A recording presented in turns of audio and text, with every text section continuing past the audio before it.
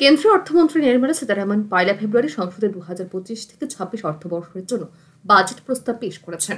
কেন্দ্রীয় সরকারের এই বাজেট প্রস্তাবকে জনবিরোধী বলে আখ্যায়িত করেছে রাজ্য সিপিআইএম। এদিন কেন্দ্রের প্রস্তাবিত বাজেট নিয়ে প্রতিক্রিয়া ব্যক্ত করতে গিয়ে রাজ্য সিপিআইএম সম্পাদক তথা বিরোধী দলনেতা সাংবাদিকদের সামনে প্রস্তাবিত বাজেটের বিভিন্ন ক্ষেত্রগুলি তুলে ধরেন। বিরোধী দলনেতা জানান, বাজেট প্রস্তাবে এসটি খাতে গত বাজেটের তুলনায় মাত্র ৩.৪% বরাদ্দ রাখা হয়েছে। তেমনি তপশালী উপজাতি ক্ষেত্রে উন্নয়ন প্রকল্পে মাত্র ২.৬% বরাদ্দ রাখা হয়েছে, অর্থাৎ গত বাজেটের তুলনায় প্রায় 1/4 ভাগ। তিনি আরও জানান, উত্তর পূর্বাঞ্চলে উন্নয়নে বর্তমান বাজেট প্রস্তাবে গত অর্থবর্ষের তুলনায় ১৩,০০০ কোটি টাকা কম। বিরোধী দলনেতা আরও জানান, দেশের ৩৫% লোক নিম্ন মধ্যবিত্তের অন্তর্ভুক্ত। এই নিম্ন মধ্যবিত্তের জন্য বাজেটে সংস্থান রাখা হয়েছে মাত্র ১২ লক্ষ কোটি টাকা, কিন্তু আদানি আম্বানিদের জন্য এর চেয়ে বেশি বরাদ্দ রাখা হয়েছে, অথচ এদের জনসংখ্যা মাত্র ১%। বিরোধী দলনেতার মধ্যে ২০২৫ থেকে ২৬-এর অর্থ বছরে প্রস্তাবিত বাজেটে আরও একটি for the rich of the rich হয়েছে। গরিব মানুষের রক্ত চুষে বড়লোকদের শোষণের ক্ষেত্র তৈরি করা হয়েছে।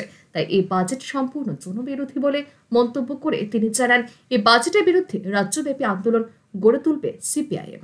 এটা প্রত্যাশিতভাবেই আরেকটা for the rich of the rich and for only for the rich, অর্থাৎ ধনীদের তোয়াজ করার জন্য এদেশের গরিব মানুষের রক্ত চুষে, চামড়া ছিঁড়ে, চাবুক মেরে এদেশকে সম্পূর্ণভাবে বড়লোকদের যে অবাধ শোষণের ক্ষেত্র, আর নরেন্দ্র মোদীর নেতৃত্বে এই এনডিএ সরকার সেই বড়লোকদের স্বার্থ রক্ষা করার জন্য গত ১১ বছর যেরকমভাবে কাজ করেছে, এবারেও আরও বেপরোয়াভাবে এই পদক্ষেপ নিয়েছে।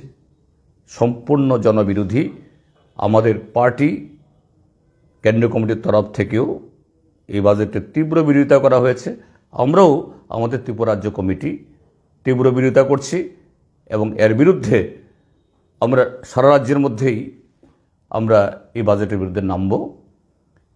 এদিন সাংবাদিকদের সামনে প্রস্তাবিত কেন্দ্রীয় বাজেট কৃষি, শিক্ষা, স্বাস্থ্য প্রভৃতি ক্ষেত্রে বরাদ্দ অর্থ নিয়ে প্রতিক্রিয়া ব্যক্ত করেন বিরোধী দলনেতা তথা সিপিআইএম এর রাজ্য সম্পাদক জিতেন্দ্র চৌধুরী।